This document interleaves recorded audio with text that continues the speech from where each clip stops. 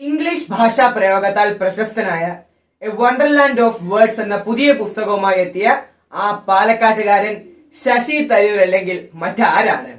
ശരിയുത്തരം കണ്ടെത്തിയവർക്ക് അഭിനന്ദനങ്ങൾ. ഇനി ഇന്നത്തെ മിഠായി ചോദ്യത്തിലേക്ക് പോയാലോ? 1947 ഓഗസ്റ്റ് 14 അധികാര കൈമാറ്റ ചടങ്ങിൽ സഭാ അധ്യക്ഷൻ ഡോക്ടർ രാജേന്ദ്ര പ്രസാദിന് ദേശീയ പതാക കൈമാറിയ വ്യക്തി.